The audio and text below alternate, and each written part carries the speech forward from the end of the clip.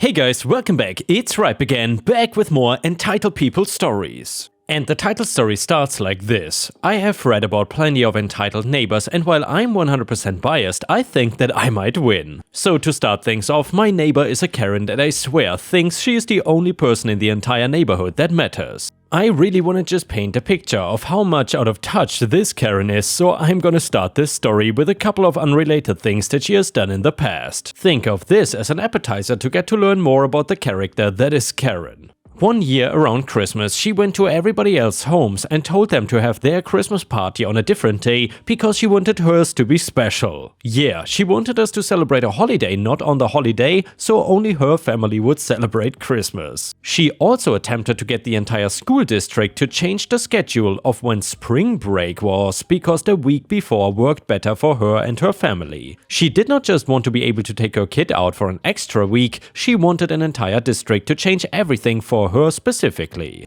I hope that was enough for everybody out there to see how unhinged and far from reality this woman really is. As most people would, I tried to avoid Karen every single time I saw her venture outside of her house. I did not know what she might say, and I never wanted to hear it or get sucked into it. To me, she was complete poison and bad for my health. Living next door though, it was inevitable that I was gonna run into her at some point, and that is exactly what happened. Karen, hello? Yo ho, over here. I could have pretended not to hear her, but I'm cursed with being brought up to always be polite and not ignore anybody talking to you. Me, oh hey there Karen. Karen, I was looking out my window the other day and I realized that I really like how your house looks. Me, thank you. Me and husband have been spending a lot of time to get things just right. I think we finally have it perfect. Karen, exactly, it's done now. So I think that it would be perfect for me to move into the house. I was stuck for a moment not knowing what to even say to that. At first I thought she was being nice for once, and then just a 180 into telling me that she wants to move into my house. Me, I'm sorry Karen. Can you please repeat that? Karen, your house looks better than mine, so now I want to live in it. Me, I don't feel comfortable living with somebody else in my home. Karen, I would not want you living in it, obviously. I would want you to move out and then for me to move in. I finally gathered that she wanted me to move out of my own house just so she could take it. I was not about that idea and was quick to explain that I liked my home and I didn't plan on wanting to sell it anytime soon. That was when she hit me with this comment. Well, you mean like selling it? Karen, no, I figured that you would just give it to me since we are such good neighbors. She really was under the impression that I was gonna just gift her my house and go off and be homeless or something, I guess. Actually, she probably didn't think about that because anything further than herself is clearly just non-existent. Starting a fight is not my thing though, so I just told her again that I was gonna keep my house and tried to walk towards my car. She did not like being told no, and me walking away from her though because the sweet tone she was using was gone and now replaced with anger. Karen, did you just tell me no? You clearly don't know what kind of influence I have in this neighborhood. Me, I know that you don't get a say when it comes to my house though. I don't want to continue this conversation, so I got into my car and went to the store. I already knew that this was not gonna be over and I would be having this conversation with her again at some point. However, nothing happened up until a few nights later and me waking up to smelling smoke. Now, I've never been in a fire before, so I naturally threw all logic out the window and panicked. I shook awake my husband, who was also not too good in a crisis. We were coughing and the house was filling up with such a dark and thick smoke I could not really see anything. I grabbed my cat and we ran out the front door, which luckily wasn't on fire or too hot to open. Only once outside did we remember about our cell phones, which we left in the house. The good news is that our other neighbors are good people and us waking them up at 2 AM to call the fire department was not something that upset them. Cue a bunch of fire trucks coming and the fire being both put out and investigated to see what had actually happened. With the noise and flashing lights, other people got woken up and ventured outside to see what all of the commotion was about. Shout out to my cat who, despite all the noise and craziness, was an excellent boy who let us put him safely in the car. The firefighter came and told us that this fire was clearly caused by arson. There were traces of gasoline and it was started from the outside of the house. It took me about 3 seconds to think about what Karen had told me a few days ago, and I want to accuse her. She was one of the people outside, and unlike the others that seemed worried, she was smiling. I chose to go right up to her in front of all the witnesses and ask directly if she knew what happened or how the fire started. The smile never left her face the entire time she spoke to me, loud enough for several people, including a firefighter, to hear. Karen, I told told you before that I have influence around here. You shouldn't have told me no and walked away. Me, we could have died. And you set my house on fire because I refused to just give it away to you? Sensing a fight, one of the firefighters stepped in between us until police could come and sort things out. The fact that she had basically confessed and did not even feel one bit of remorse did not help her case even when the police did come. When the police were arresting her for arson, she was still in her own little world where she was the only person that mattered, telling the police that they were not allowed to arrest her because she asked for the house. Like the issue was not even her trying to burn it down with us inside, she was charged with arson, and while we pushed for attempted murder, we were not actually able to get that to stick. Still though, arson is not a small crime and she got a taste of the justice system. My only worry is that somehow she will end up taking control of a prison from the inside based on pure entitlement and obliviousness. However, Ripe Stars, I have to disagree with OP there. I don't think Karens would fare too well in prison. Like honestly, what do you think happens to entitled douchebags like Karen in prison? Probably nothing too good. Either way, if you like the story, please don't forget to like the video and leave a comment if you want to support me. Thank you so much. The next one is a satisfying petty revenge story. So this just happened today and I've been dreaming of having a moment like this my whole life. It seems lame, but I had to share. So there is this popular home store I go to quite often because I have an addiction to buying throw blankets and coffee mugs. Because of all this, all the employees at the store recognize me and I'm friendly with them. This worked in my favor today. I pull up to the line with a cart that has 15 items in it. There's only one register at this store and it's pretty empty. There's just one 50-something lady checking out in front of me. It would have been quick, but it took 23 minutes for her to check out. And yes, I timed it. Why, you ask? Well, she had about 20 items and each and everything was scanned. She would haggle the price with the cashier. After arguing about the items for a solid 50 minutes, she gets her total and pulls out a wad of coupons. 90% of them ended up being expired and then yells at the employee that they are still valid. And after this whole ordeal, speeds off in a brand new Lexus in a huff, new dishware and all. So here is my revenge part. I go to the checkout as I normally do, and when the lady speeds back up and parks in the fire lane and runs in the store. She tries to cut out in front of me in line and I quickly step up so she doesn't have room. I make some small talk with the cashier, they quietly complain that this lady does this all the time and I say, "Hey, watch this." I then begin to do the same thing as her and loudly argue the price of everything. "Are you sure that was $12.99? The blue one was cheaper. Maybe I should go back and get that. I think throw pillows were half off. I swear I saw it on a sign somewhere. Oh no, this one looks damaged. Maybe I get a discount?" Meanwhile, the employee is laughing and trying to keep their shoulders from shaking so the lady cannot see us. Me and employee spent 15 minutes there and he even slowly wrapped every item even if it wasn't fragile. He wrapped the throw pillow 3 times so it didn't get water damage on my way home. And it has not rained in weeks. I walk out with a grin on my face, thank God for masks, and I hear her screech, "The nerve of some people! Anyway, I think you scanned this item more than once." I already chucked the receipt though, so maybe just a $10 refund? And yeah, Ripe Stars, I cannot imagine people being entitled enough and stupid enough to try and haggle prices in a supermarket. I mean, if you're in a bazaar or something, okay, but at a supermarket, really? Thank God I've never come across such people. Anyway, the next one is titled Overtime Shenanigans. I, 31 male, started working for my uncle 2 years ago. He has a company with some business partners of his and my work is now being directly under him, learning every perk of running the business and also being a personal assistant to him. We settled on a contract in which I would receive a fixed monthly amount with a bonus of an additional salary by the end of every year, and while I had no overtime pay, I had a total control of my work schedule, and by total, I meant total, where I could come to the job just 3 days a week as long as I delivered the results. My uncle knew my work ethic, so it's kind of a win for him since when needed I would work 60 to 65 hours a week if needed to, and also I could work during a holiday. We have around 10 to 12 festivities days that are non-working days if I were to put it into an American perspective. It's like we had 10 July 4th holidays during the year. Also, I was available on call nearly 24/7 if anyone needed anything from me related to work.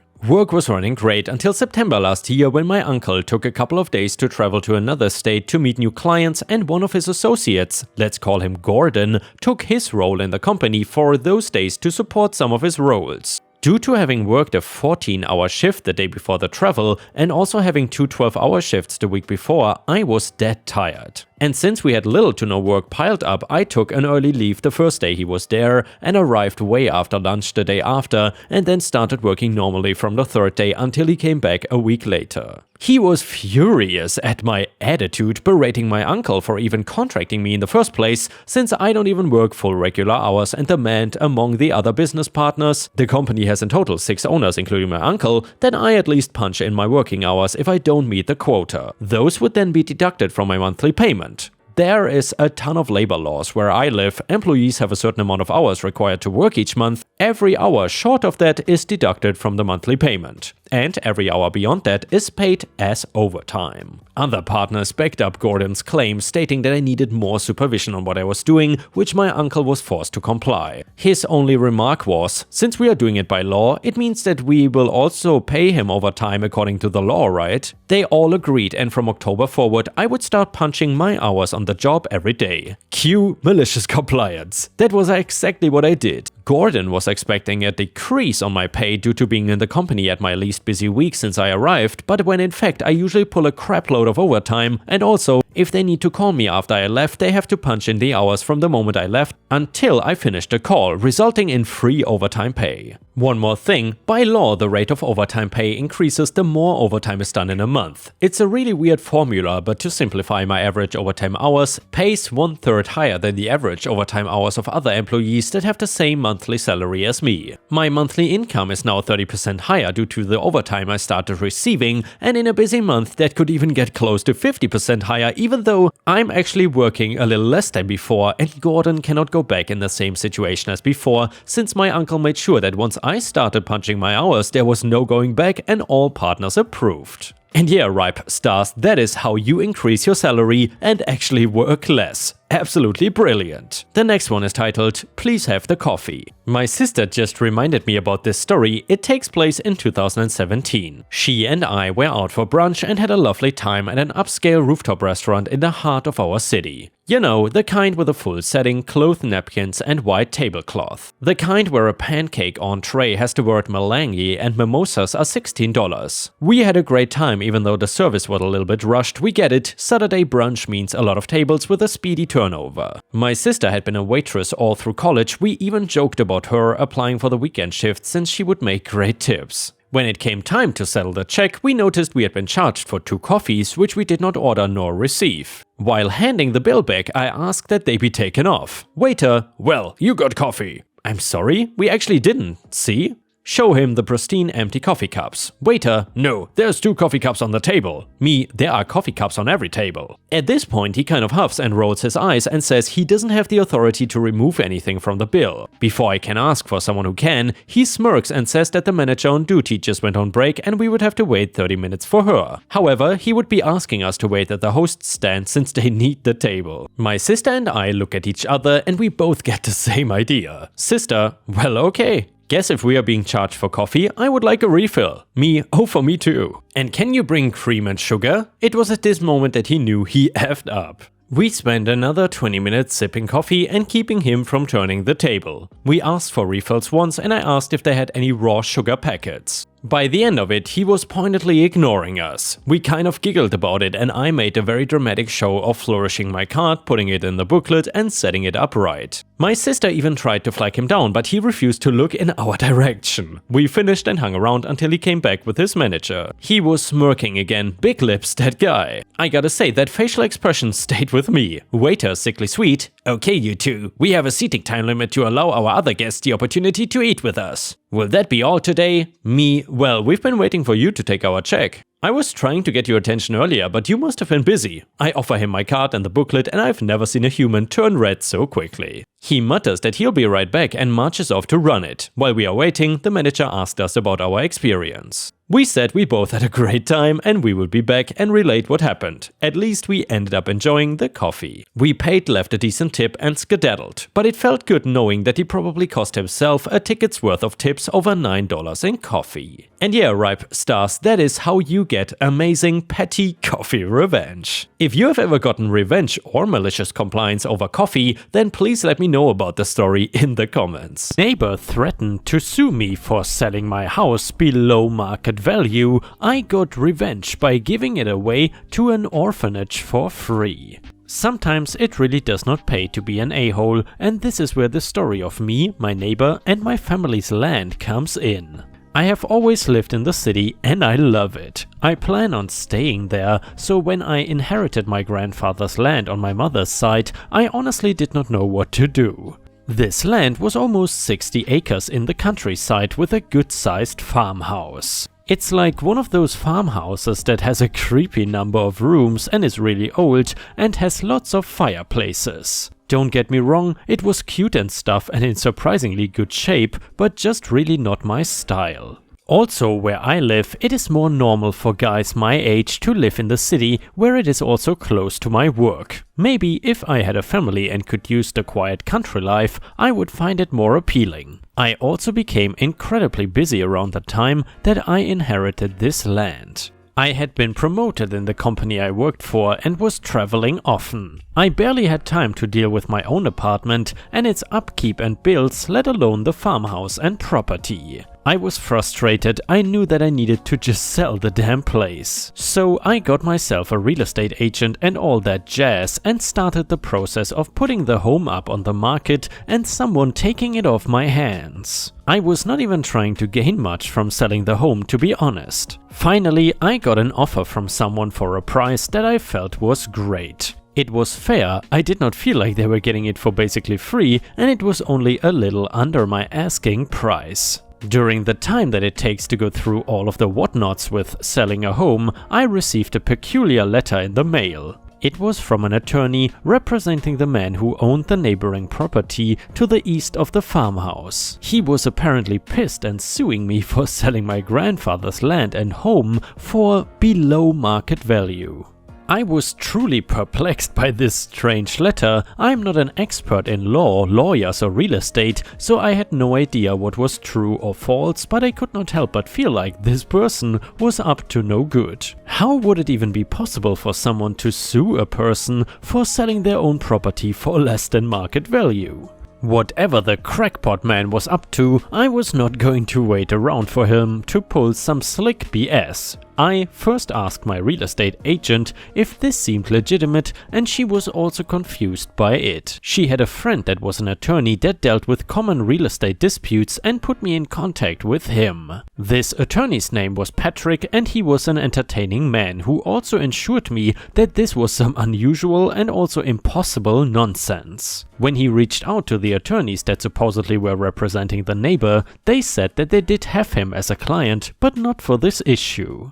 At this point, it is quite obvious that this neighbor used the header from another paper and forged this document himself. I'll admit that it is clever, but it was not too hard to debunk it. I decided to take the next step in my own hands and speak with the man. I did have a letter from my attorney and his stating that he was essentially a liar and a weirdo, but in lawyer terms, of course. When I walked onto this man's property, I realized that he was probably an egomaniac perfectionist. His yard was immaculate and his home was beautiful. There was nothing about his curb appeal that I could complain about. He answered the door to reveal a middle-aged, average-looking white dude with glasses. Also, truly nothing to complain about, but also nothing really special. No offense to average-looking white dudes, because I'm probably one of them. Anyway, he was clearly pretty pissed about me coming over to prove him wrong and tell him to shove it where the sun doesn't shine. But before I could tell him the last part, he began spewing some completely unsolicited, hateful crap, not about me, but about other people. He said that he's not a fan of people who cannot afford nice things like him, and the last thing that he wants or needs is a family with a bunch of kids running around causing trouble.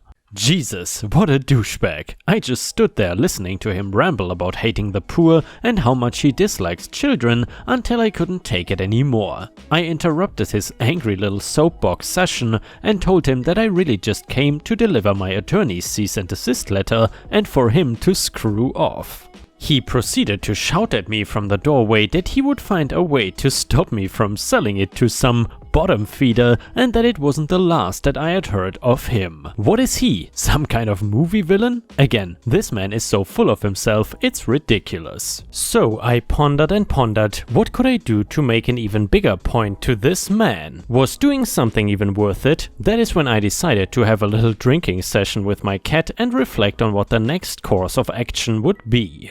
To be honest, the drinking session ended with me pretty hammered and laughing at the office. I ended up calling my friend who gave me a brilliant idea of donating the property and farmhouse to an orphanage in town. She said that it would be a great tax write-off, plus the current orphanage is quite old and in need of repairs. Apparently her sister volunteered there. Truly genius that woman is. I contacted my real estate agent and attorney to see if this could all work out, and it turned out it could. And my friend was right, the farmhouse was perfect for the orphanage and it was a pretty nice tax write-off. I'll admit that I felt bad for having to back out of the deal with the first offer, but he was pretty understanding when I told him what I had decided to do. The best part was soon to come, because it was only a matter of time before the poor person and kid-hating neighbor would find out what had happened. I had apparently struck a chord with the man because he actually managed to find my home address in the city and confronted me. The more asinine part of him trying to bully me was that he didn't have anything to say that did not make him sound like a huge a-hole. My neighbor even came out and heard him shouting, so she told him off for me, saying that hateful, rude old men like him don't deserve any money or happiness and he should have to donate all of his money to the orphanage for being such a terrible and heartless person. My neighbor is a small older woman who rarely gets upset with anyone, so to see her tell him how she felt was pretty incredible and hilarious. Plus, he did not even know what to say and just trudged off with his head hanging low and his confidence broken.